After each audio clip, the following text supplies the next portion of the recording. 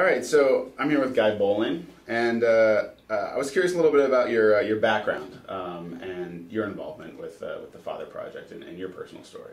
My background historically in terms of relating to the Father Project, but personally, I moved to the Twin Cities a long time ago, back in the 70s, moved here from Chicago, Illinois. I was a product of a single-parented household, and I was raised by my mother, and I had my father, unfortunately, was not involved in my life. I had two other siblings, my older brother and sister, and we moved to Minnesota in the mid-70s. My mother just felt it was an opportunity for a better life for her and her children, considering where we were living in Chicago.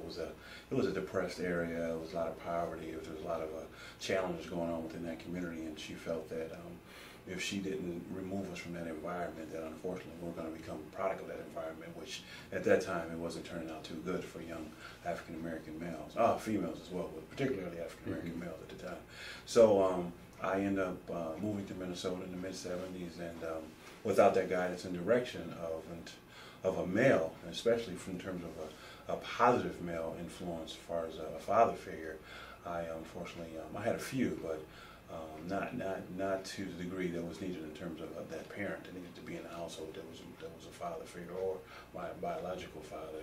I ended up becoming a teen dad. I became a teen dad at 16 years of age, and had no clue about what that meant. I was still learning about being a teenager, so barely had a grasp on what that actually meant. And so here I am, a teenager and then a dad. And we all know that leap from being a teenager to adulthood is a huge leap within itself. Sure, absolutely. and at the same time, being a teenager, making that leap to adulthood, because being a dad is a responsibility that you have to fulfill, an adult responsibility, and I was doing it at an early age. So between having to make the leap to adulthood, in addition to being a father and making the leap to fatherhood, it was quite challenging for me. And then I became a single teen dad, and my son actually lived with my family, and then I moved out at 17, and then I became a single dad raising my son, and he lived with me his entire time that he was here in Minnesota, which is where we resided at until he went off to college in Atlanta, Georgia, when he left after high school in 2002.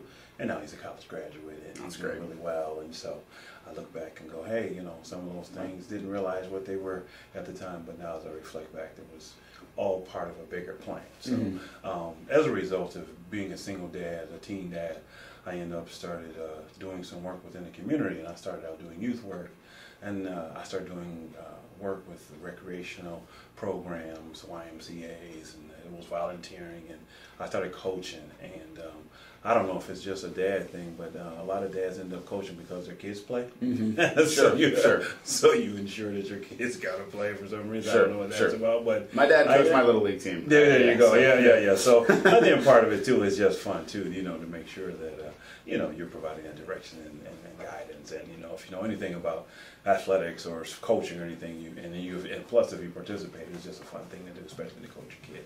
So I got involved and then realized that I kind of like that work, and started doing work with youth and volunteering, and then ultimately started doing professional work with the YMCA. I was on youth development work, and then an opportunity came about 15 years ago to do some work working with low-income unmarried, non-custodial fathers through an organization called MELD, which was a national parenting organization at the time, and they were known for providing parenting groups to culturally specific populations here in the Twin Cities, and they eventually branched out and replicated the program throughout the country.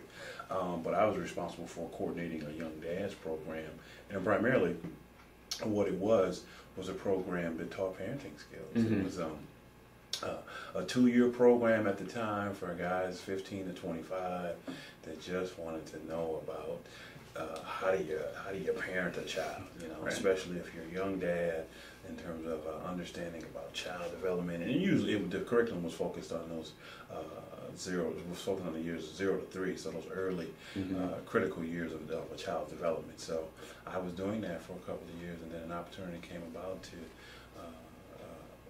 implement a national demonstration project called the Father Project, which is who we are today. And the other thing is started doing that and did that for a couple of years, and then exceeded the demonstration period, which was 3 years. Had a couple of lean years, and so we ultimately was trying to find a home after the demonstration period ended, and we struggled for a couple of years with funding and trying to find a space, and we landed at Goodwill Easter Seals, and now we're programming Goodwill Easter Seals, which is a nonprofit organization focusing on workforce development by providing transitional employment services. And we've been here since 2004, and now we're up and running and have a comprehensive service program that has multiple services, because the fathers themselves who come into the program, they have multiple issues. So in order to address those multiple issues, you have to have multiple services, because it's not just one particular issue with these guys. And the guys, the age range is still about the same, 17 to 35.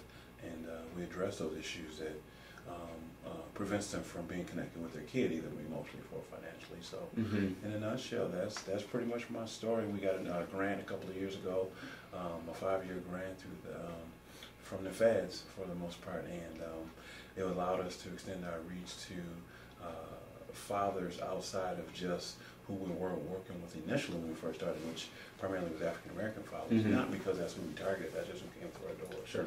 And now today we work with Latino fathers, Native American fathers, African American fathers, Caucasian fathers, some Southeast Asian fathers. So it's a real diverse population of who we work with, and just looking forward to continue to provide those services for the guys. So that's and I look back and go, how does that relate? How did my personal story relate to my professional life? And it was all part of, in my opinion, a larger plan.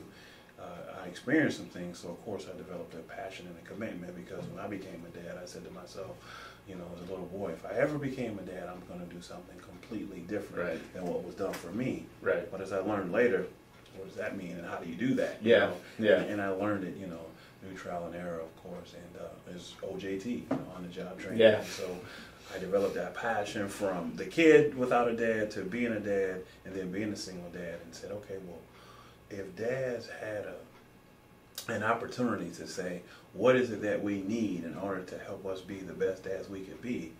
Well, I lived it. You know what I mean? And what do our kids need from the dads in order for the kids to be the best kids they can be? Well, live that too. You know, didn't realize it at the time, but it's just a level of personal experience that I have that come into the work that I'm doing. Yeah, well, it's great. It's great to see how your personal background really led you to what you're doing now and helping out other dads, which is fantastic.